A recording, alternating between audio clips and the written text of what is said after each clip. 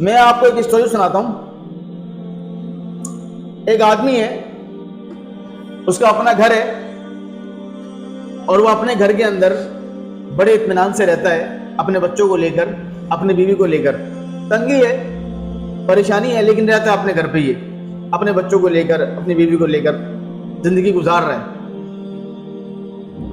اور جس گھر میں وہ رہتا ہے وہ گھر اس کے باپ کی نشانی ہے, یعنی باپ کا دیا ہوا ایک جائیداد, ایک چھوٹا سا گھر تھا جس پہ وہ رہتا ہے. وہ گھر چھوٹا ہوتا ہے, اس کے اور 9 بھائی اور بھی ہوتے ہیں, اس کے اور 9 بھائی اور بھی ہوتے ہیں, لیکن اس گھر میں رہ نہیں سکتے, چھوٹا گھر ہے. تو وہ 9 بھائی بھی کسی اور جگہ رہتے ہیں اپنے اپنے بیوی بچوں کے ساتھ, لیکن وہاں ایک بھائی رہتا ہے, بڑا بھائی وہیں رہتا ہے, اور وہ 9 بھائی الگ رہتے ہیں. اور ان 9 بھائی میں اور اس بھائی میں ایک محبت ہے. ایسا نہیں کہ الگ اس لیے ناراض ہو کے الگ نہیں ہوئے, آپس سے محبت ہے, لیکن جگہ نہیں ہے گھر کے اندر, اسی لیے وہ الگ الگ رہتے ہیں. ایک دن کیا ہوا, اس آدمی کے گھر میں ایک بدماش گھس گیا, اور جب بدماش گھسا تو اس بدماش نے کیا کیا کہ اس آدمی کو اور اس کے بیوی بچوں کو گھر سے نکالا. اس آدمی نے کہا کہ بھائی میں گھر چھوڑ کے کہاں جاؤں گا, مجھے اس گھر میں کہیں سہن میں رہنے دو. تو وہ سہن میں رہنے لگ گیا. وہ آدمی اپنے 9 بھائی کے پاس گیا اور کہا کہ میرے ساتھ یہ معاملہ ہوا ہے کہ میرے گھر میں ایک بدماش گھس گیا ہے اور اس نے گھر میں قبضہ جما لیا ہے, اور میں اس وقت صحن پر رہنے پر مجبور ہوں. تو 9 بھائی کو غصہ آیا, 9 بھائی کو غصہ آیا. انہوں نے گالیاں دی بدماش کو, نا اس کی ایسی اس کی تیسی, لیکن ساتھ نہیں آیا. وہ بھائی گھر پہ دوبارہ آ گیا, صحن میں رہ رہا بچوں کے ساتھ. اور وہ بھائی کا جو بچہ ہے, وہ جو بڑا بھائی ہے, اس کے بچے ہیں, وہ بچے صحن میں کھیلتے ہیں, ظاہر سی بات ہے صحن ہی گھر ہے اس کا. اور بدماش کو ایک تو وہاں رہ رہا ہے زبردستی, اور پھر غصہ آ رہا ہے اس کو, بچے شور کرتے ہیں, کھیلتے ہوئے شور کرتے ہیں, اس کو غصہ آتا ہے. اس بدماش نے اس بچوں کو مار دیا باپ کے سامنے, ماں کے سامنے. اب وہ آدمی جو نا وہ چیخ پڑا کہ میرے بچے مار دیے, میرے بچے مار دیے. وہ آدمی دوڑتے ہوئے گیا بھائیوں کے پاس, 9 بھائیوں کے پاس گیا, ارے میرے بچے بھی مار دیا اس نے تو ظالم نے. 9 بھائی کو پھر غصہ آیا, انہوں نے پھر شور کیا, پھر گالی گلوچ کیا اس بدماش کو. ساتھ نہیں آیا, ساتھ نہیں آیا. پھر وہ گھر دوبارہ آیا.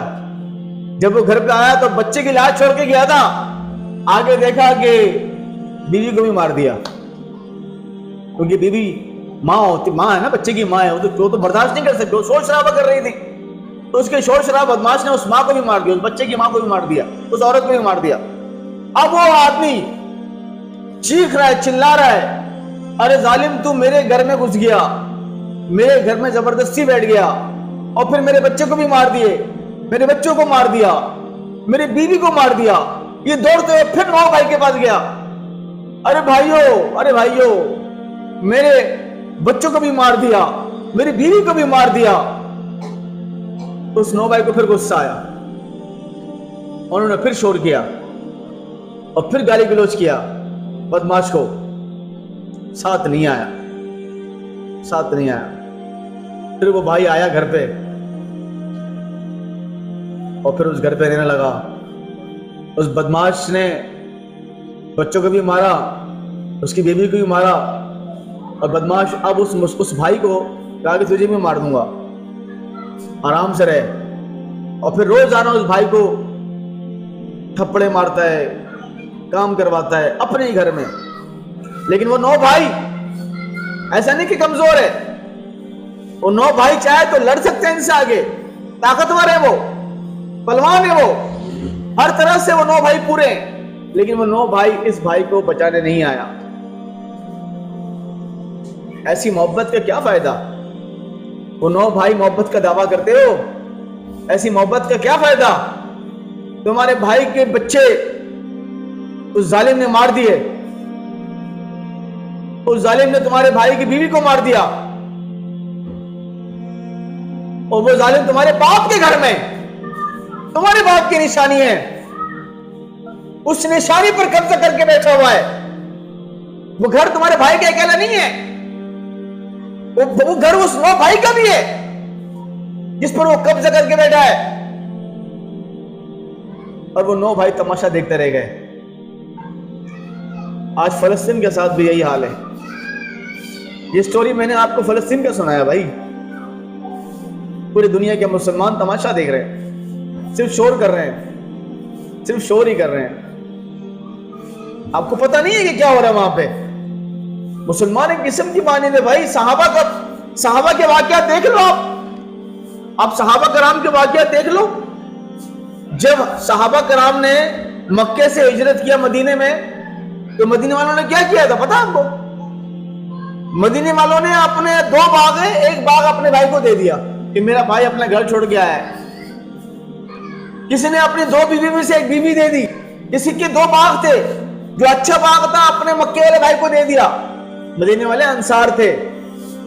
یہ قربانی کی صحابہ نے. ایسی محبت ہوتی ہے مسلمانوں کے اندر. ایک جنگ کے اندر صحابہ کرام زخمی حالت میں تھے, تو ایک صحابی دوڑتے ہوئے پانی لے کے گیا ایک زخمی صحابی کے پاس. اس نے کہا پانی پی لو.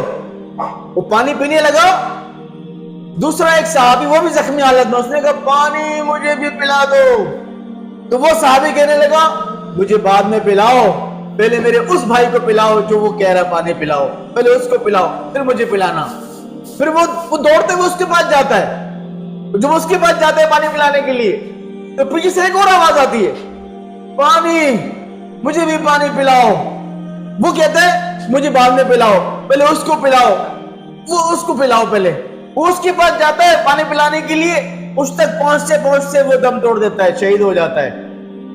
پھر وہ دوبارہ وہ بیچ والے کے پاس آتا ہے, وہ بھی شہید ہو جاتا ہے.